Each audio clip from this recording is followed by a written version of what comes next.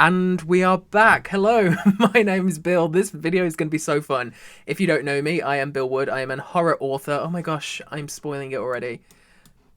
There we go. I'm a horror author. I wrote the book Let's Split Up, which came out in the UK last year, did really well. It's being adapted for TV. It's coming out in the US this September. If you pre-order, you get a cool sprayed edge edition first print run. Really cool. But the reason I'm doing this video is because my sequel, Be Right Back, comes out this October in the UK and then next spring in the US.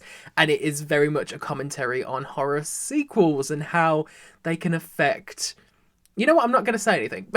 I wish I could say this was my idea because it's a great idea, but it was actually my publicist. She told me I should do this video, so Tina, thank you, and here I am doing it. I wanted to include horror book sequels as well, but it made me realise as I was researching that I haven't read nearly enough horror series. I feel like they're just not as common as horror movies, so I've stuck to movies today, but I could definitely do another video once I've read some more stuff. And also, disclaimer, I made this list in like 5 minutes, so if I've missed off some big franchises, I am deeply, deeply sorry. I just went through my letterbox and added every sequel that I could find, so I've definitely missed some, but we've got like 21 here, so it's enough to talk about for today. Have I even said what we're doing? We're tier ranking horror sequels. I think I'm a mess, guys. So we're going to start with probably the most famously incredible horror sequel, which is Aliens. I know people will say Aliens is not a horror franchise, but to me it is. It's sci-fi horror. It is just the pinnacle. I think I love the age-old question of whether or not the first Alien or the second Aliens is better, because they're both, I feel like, equally incredible. I personally lean towards Aliens. I just think it's an incredible film. James Cameron, incredible. I don't know how much to say. I love this franchise as well. I thought the new Alien movie last year was great. I'm excited for the Alien show. I have an Alien poster right there. S tier, definitely. Next up, we've got one which my book is heavily inspired by, which is Scream 2.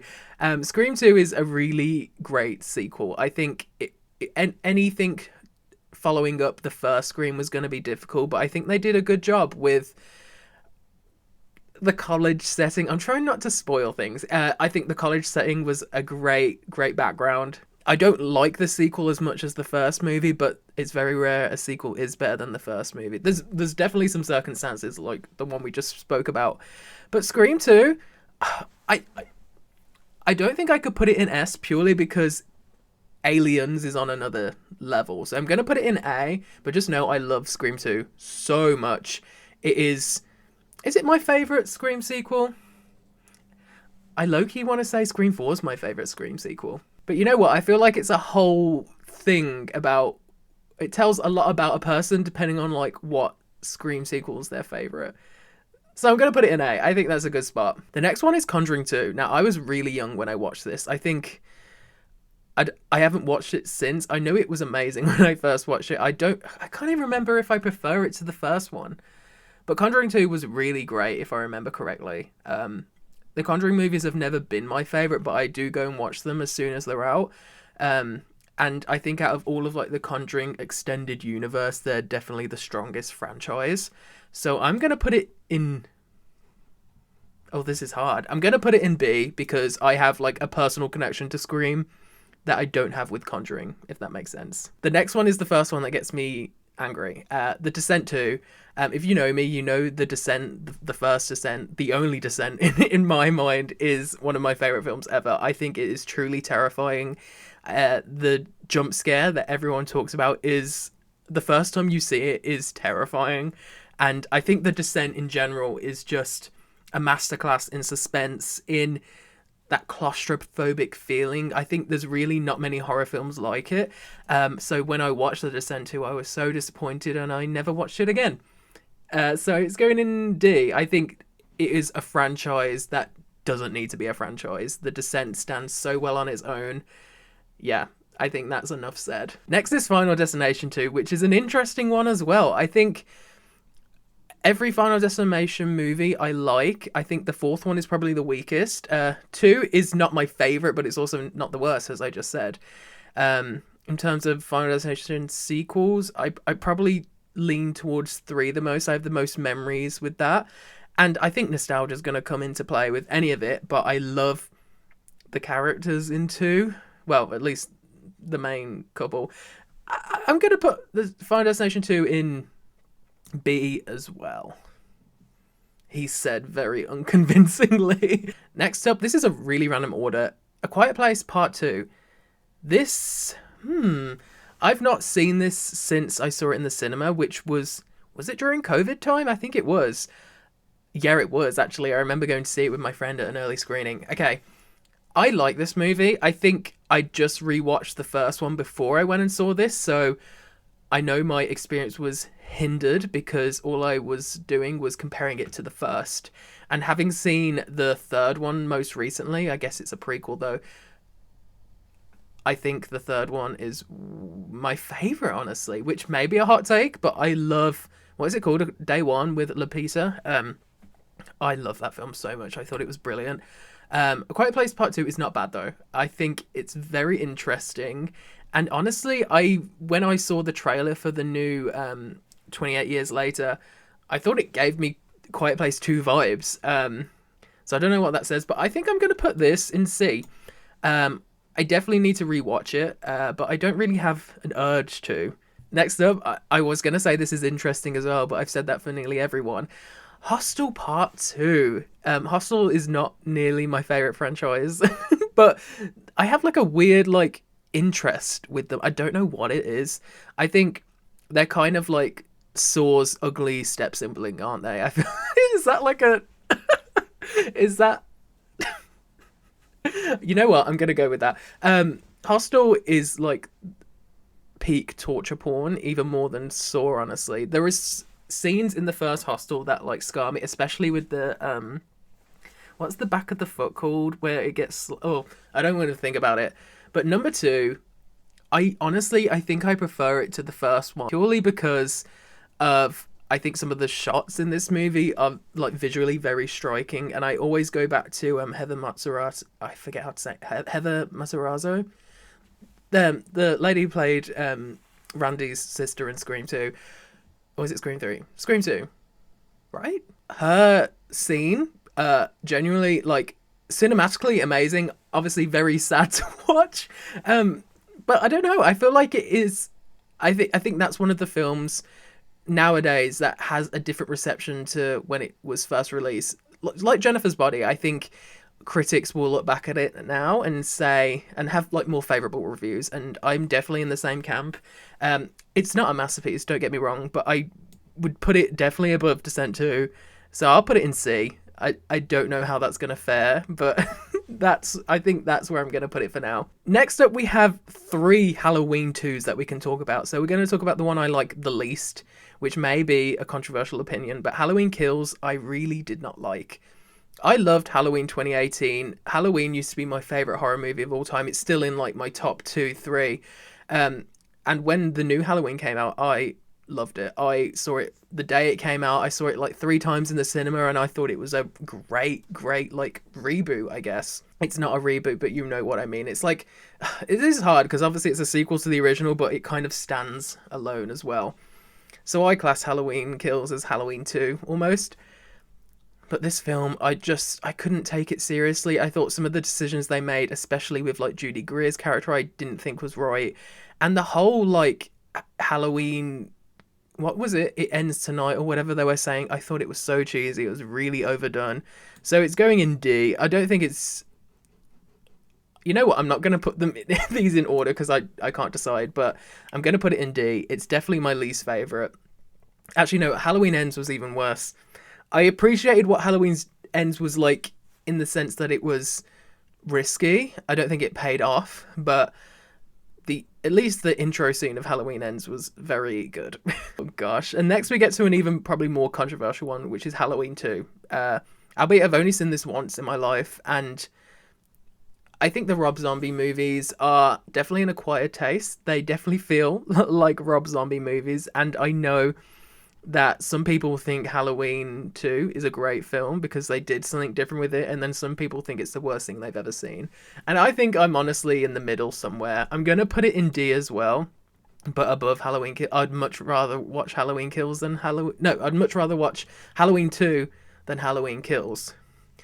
This is what happens when you have so many films named so similarly. I'm not going to remember. Then Halloween 2, which got retconned for Halloween 2018. It's so confusing. This movie I always felt was just fine. I'm not a huge fan of things that are just set in like one singular place, and obviously with Halloween 2, it kind of is. There are some incredible kills in Halloween 2, so that gives it points, but it's not a Halloween movie that I like to go and rewatch. It's nothing like, obviously, the original Halloween. I love Season of the Witch, which I know is controversial. Halloween 4, I have a really soft spot for. So I'm going to put it in C. Actually, C, low B. That's where my mind is going. The next one, which just feels weird to follow up, it's Happy Death Day to You. This is another one that's just like very unmemorable to me. I've seen it maybe once or twice. The first Happy Death Day, I think it's just an easy teen slasher, and Happy Death Day 2 is kind of just like a continuation. It's nothing incredible, so I'm going to put it in C. Does that make sense? I Still Know What You Did Last Summer. This is a film I've not seen in years. I remember really liking Brandy's character, and I hope she comes back for this new one. I know they've teased it, but we've had no confirmation. I've not seen any like set pictures or leaks with her in it. I don't know where to put this. I'm gonna put it in C, but I haven't rewatched it in a very long time. The next one is an interesting one, and when I say interesting this time, I do mean it. Strangers, what's it called? The Strangers Pray at Night. The Strangers 2, it came out in like 2018. I really enjoyed this film. The original Strangers, I think, is one of the scariest films I've ever seen. I'm very much in the camp where I think horror is at its most scariest when it feels real, and like home invasion stuff really scares me. So The Strangers has always scared me, especially like I don't live in like a huge city, so if there's someone near our drive at night, it does freak me out a little bit. But The Strangers Pray at Night is kind of, it doesn't feel like a Strangers movie. Obviously, we've got those characters. It does do something different, but it is a hell of a lot better than the remake that they did. Was it last year or the year before now? I'm intrigued to see what they do with that, because I know they've got 2 and 3 coming out with that. But Pray at Night, I thought was fun. I think the music's great. It looks amazing. And honestly, I'm going to put it in B. Probably a very actually, I'm putting it above Halloween 2. That doesn't feel right. I'm putting Halloween 2 into B. Okay, that looks more sensible. Dr. Sleep is next, which is a very, very overlooked movie. I think not enough people saw this in cinemas. I absolutely love this film. The Shining has never been like my favourite film of all time. I think with horror as well, the only person in my family who watches horror is my auntie, and that's how I got into the genre. And The Shining was never one I was shown as a kid, so I watched it as I was a bit older. So I don't have like that connection with it. But Dr. Sleep I thought was great. I never read the book, but I don't know. There was something... Mike Flanagan. I mean, what can you say? What else can you say? I'm going to put it in A. Simple as. With the ones left now, I'm just going to pick them at random. Hellraiser 2, Hellbound. I love Hellraiser so much. I'm going to put it in A. I think the Hellraiser films, again, are a quiet taste. I think the first Hellraiser is one of the best horror films ever made. Obviously, Clive Barker did not have as much involvement in this. He wrote the story. He didn't write the screenplay or direct this movie, but you've definitely felt his essence there, and I think that's why this film kind of... It felt... I don't know. It felt like his touch was on it, which it was, but you just compare it to some of the Hellraiser sequels, which are just abysmal. It's great. I really enjoyed the sequel. I think it has the same vibe. It has the same, again, touch, as I said. If you've not watched Hellraiser 2, I really highly recommend it. Nightmare on Elm Street 2 is one that I enjoy. I think this is a franchise that was one of the first horror franchises I watched, so I definitely do have a soft spot for it. I don't enjoy it as much as 3, so I'm going to put it in B, but it's definitely one that I do go back and watch quite a bit. Probably a similar boat for Friday the 13th Part 2. I'd probably put that in high C. It's obviously before he gets his mask, before he becomes the Jason that we know and love, but this was the first movie where he was the killer. So I have a soft spot, I guess, for it because of that. So I feel like that makes sense. Let's do a controversial one again. Actually, I don't know if it's so controversial. It Chapter 2, I hated this movie. I'm sorry. I think the first It was the first horror movie I could go watch in cinema.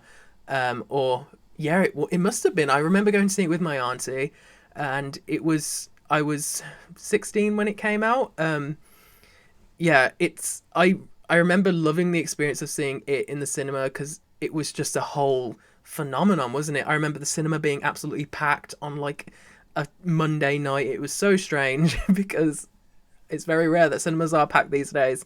But then when I went and saw Chapter 2, I think, one, it took a bit too long to come out. I feel like that hype had kind of died down.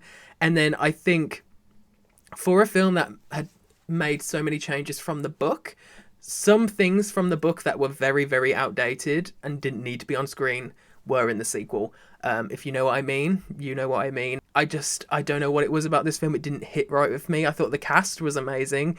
The older version of the characters were incredible. I think they were really well cast, but it's just one that I've not rewatched since, and I have no desire to watch it again. But that leaves us with the last three, which I think are all very, very solid. Child's Play 2 is, again, another one of my favourite horror films of all time. I'm going to put it in A. That may be controversial. I feel like this whole list is controversial, so what can I do? I don't know. I think Chucky is a very, very... when you put him next to all the horror legends, I feel like he is forgotten about a little bit. I think the new Chucky TV show has, like, helped with that, but I really love this franchise, and I love Child's Play 2. Saw 2, similarly. I think of all the franchise, probably either the newest Saw or the original Saw are the best, but I think Saw 2 was a great sequel, and I guess while it's probably not as like well made as The Conjuring 2, I prefer it to The Conjuring 2, so I'm going to put it in B. I think this has like some of the most iconic deaths in the franchise. I think the needle pit is something that I just think about constantly, and it's what if I think of Saw, that's one of the traps, at least, that it's not really a trap, but it's the one that I always go back to. So I'm going to put it there. I think for as disgusting as the Saw films are a lot of the time, they are quite comforting. I don't know why that is, but yeah, I'm putting it there. And then finally, we get to, I think, probably one of the newest like horror phenomenons, I guess. I think one of the newest franchises that became a proper moment. Does that make sense? Which is the Terrifier movies, Terrifier 2. I remember where I was when I watched this. If I'm honest, the Terrifier films are not my cup of tea. I enjoy them for what they are. The first movie, obviously very, very low budget, and I respected it. I just recorded a whole section about this movie, and I'm very unsure about this movie. I'm going to put it in C, but it is a film that I never know how to talk about it. I think Terrifier is such an acquired taste, and it's not my taste. I've seen all the movies, I've somewhat enjoyed them, but it's not like a favourite of mine, if that makes sense. And that's alright, because not every movie is going to be a favourite. But yeah, this is my list. I'm looking at it now, and there's definitely things that I could like zhuzh around a bit, but I think it's pretty okay. But let me know how you would rank these horror sequels. Would you put them in the same spot? What is your favourite horror sequel of all time? Let me know what you think. If you want to pre-order my book, that is coming out very, very soon, and I hope you enjoyed this video. Peace out. Why did I say that? I'm just gonna go.